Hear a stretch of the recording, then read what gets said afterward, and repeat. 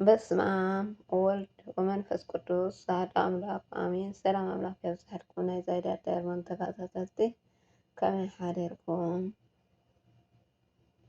ኣነ ኣምላክ ይመስገን ፅቡቅ ሓዲረ ኣለኹ። ከምዛነ ፅቡቅ ዘለኹ ፅቡቅ ተሎ ተስፋ ይግበር። እንቋዕ ኣብፅሐኩም ናይ ኣቡነ ኣረጋዊ ኣቦና ወርሓዊ በዓል እንቋዕ ኣብፅሐኩም ኣብፅሐና ተባረከ ተቀደሰ በዓል ይግበረና ኣሜን። ሎሚ ከም ፍቃድ ኣምላክ መንፈሳዊ ዛንታ ሒዘ ይመፅእ ኣለኹ። ኣጋጣሚ ዝረኸብክዋ ደስ ስለ ዝበለትኒ ከዓ ንእሽተይ ከመኩር እየ። ፅቡቅ ግብሪ እተገበርካ መሊሱ ንዓኻ ይኸውን።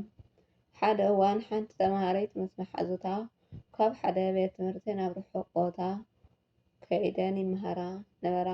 ካብ መዓልትታት ሓደ መዓልቲ እታ ቆልዓ ብዙሕ መሓዙታ ካብ ቤት ትምህርቲ ናብ ገዝአን ገዲፈንኣ ይምለሳ እሞ እታ ቆልዓ መርየት ስለ ዝመሸ ገዝኣ ድማ ርሑቕ ስለ ዝነበረ እታ ቆልዓ ብጣዕሚ ተጨነቀት። ገዛይ እንተኸድኩ ዝብኢ ክበልዐኒ ብጣዕሚ ስለ ዝተጨነቀት ሱቕ ኢላ ከዓ ትጓዓዝ ነበረት። ኣጋጣሚ ኮይኑ ሓደ መንእሰይ ይረክባ እሞ እንታይ ኮይንኪ ተጨኒቅኪ ዝሓፍተይ ኢሉ ሓተታ። እታ ቆልዓ ከዓ ከምዚ ክትብል ኣዘንተወትሉ ኣነ ዓደይ ርሑቕ እዩ ንዓደይ እንተኸድኩ መሬት መሽዩ ዝብኢ ከይበልዐኒ ፈሪሐ በለቶ። እቲ መንእሰይ ድማ ከምዚ በላ በሉ ንዕናይ ንእሽተይ ገዛ እኒሃትኒ እሞ ምሳይ ሕደር እሞ መሬት ኣጉሕኪ ከይድ በላ። ሽዑ እታ ቆልዓ ፈርሐት እሞ ምስ እዚ መንእሰይ ተኸድኩ እንታይ ከም ዝገብረኒ ኣይፈልጥን ክዕምፀኒ ክኽእል እዩ ተኸድኩ መሬት መሽዩ እንታይ እየ ዝገብሮ ኢላ ኣብ መንጎ ተቀርቀረት። ኣብ መጨረሻ ጭንቅ ምስ በላ በቃ ካብ ዝብኢ ክበልዐኒ ዝመንእሰይ ዝገበረ ይግበር ምስኡ ምሕዳር ይሕሸኒ ኢላ ወሰነት። ከምዚ ድማ በለቶ ሕራይ ዝሓበይ በለቶ እሞ ሓቢሮም ከዱ። ኮይኑ ግን እቲ ገዛ ግብ ዝበለ ፀልማት ነበረ። እቲ ሰብኣይ ግን መብራህቲ ስለ ዘይብሉ ኩሉ ግዜ ሽምዓ ይጥቀም ነበረ እሞ እቲ ሽምዓ ወሊዑ ንዒ እተው ዛሕፍተይ በላ ኣትወት እሞ ንእሽተይ ነፀላ ሂቡ ኣብዚ ደቅሲ ኢሉ ንባዕሉ ድሕር ኢሉ ምስታ ሽምዓ ኮፍ በለ። ኮይኑ ግን እታ ቆልዓ ፈሪሓ ስለ ዝነበረት ኣእዳዋን ኣእጋራን ኣጣሚራ ኮፍ ኢላ ትጥምቶ ነበረት እሞ ሽዑ ነቲ መንእሰይ ዲያብሎስ መፂኡ ከይድፈራ ይብሎ እሞ እቱ መንእሰይ ኢዱ ናብታ ሽምዓ ሕርራ ይብላ እሞ እታ ቆልዓ ድማ ፈሪሓ ስለ ዝነበረት ኣይደቀሰትን ኮፍ ኢላ ትጥምቶ ነበረት። እንታይ እየ ዝገብር ዘሎ ትብል ብውሽጢ ሱቕ ኢላ ድማ ጥምት ሓዲራቶ። እቲ ሰይጣን ድማ እናተመላለሰ ምሉእ ለይቲ ይፍትሎ ነበረ እሞ እቲ መንእሰይ ድማ ምሉእ ለይቲ እዚ ኢድ ናብዚ ሽምዓ እናሓረረ ሓዲሩ እሞ መሬት ወቅሐ።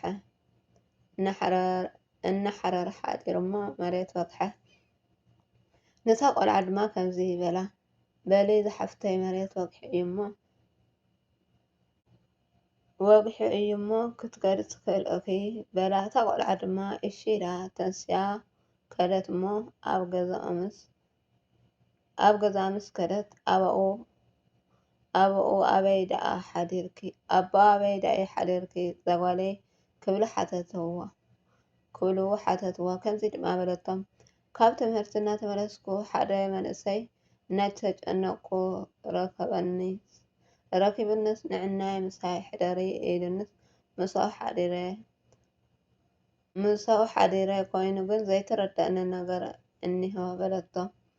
ታይ ኮይንኪ እኺ ዓሚፁኪ ድዩ በልዋ ኣይ ዕረ ይዓመፀንን ኢዱስ ናብ ሽምዓ እናሓረረ ሙሉእ ለይቲ ሓዲሩ በለቶም እሞ በሊ ዛጓለይ ናብቲ ዘሓደረኪ መንእሰይ ንዕናይ ኢሎም እናተወሰዱ እዚ መንእሰይ እዚ ኣነ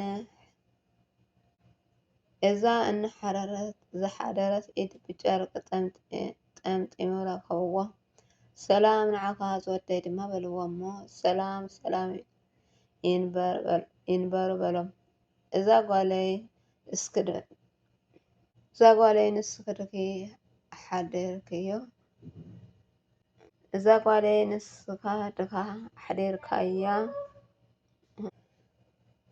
ኣብዚ ገዛ እዚ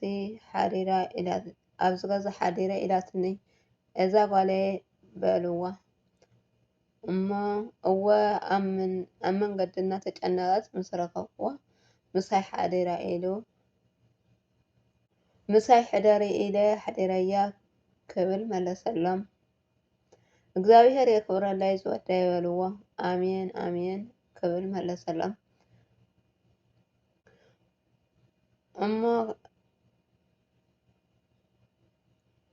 እሞ ሓንቲ ሕቶ ክሓተካ ዝወደይ በልዎ እሺ ክብል መለሰሎም። እዛ ጓለይ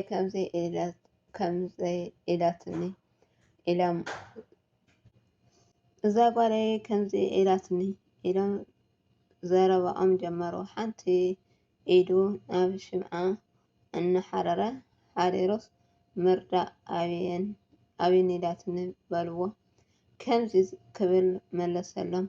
እወ ሓቃ እያ ዲያብሎስ ሙሉእ ለይቲ ክድፈራ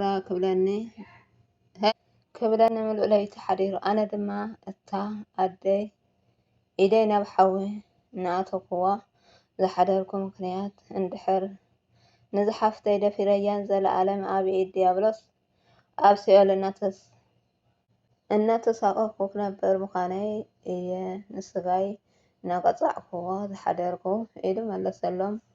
እዞም ሰብኣይ ድማ እሙን ካብ ምዃን ኣዝዮም ተገረሙ በሉ ዝወደይ እዛ ጓለይ ብክብሪ ስለዘሕደርካለይ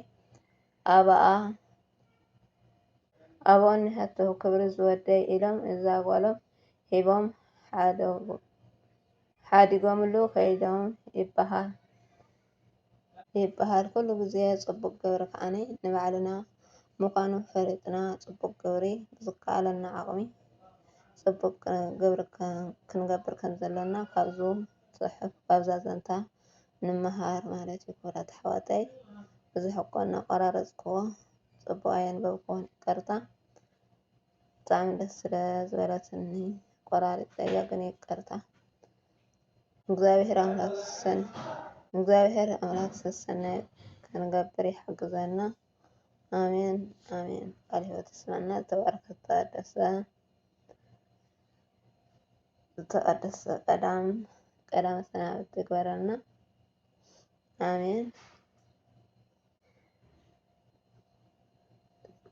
ዝቆራረፅክዎ ቃል ብጣዕሚ ይቅርታ ዝሓትት ክቡራት ኣሕዋተይ ወስብሐት ለእግዚአብሔር ወለወላዲቱ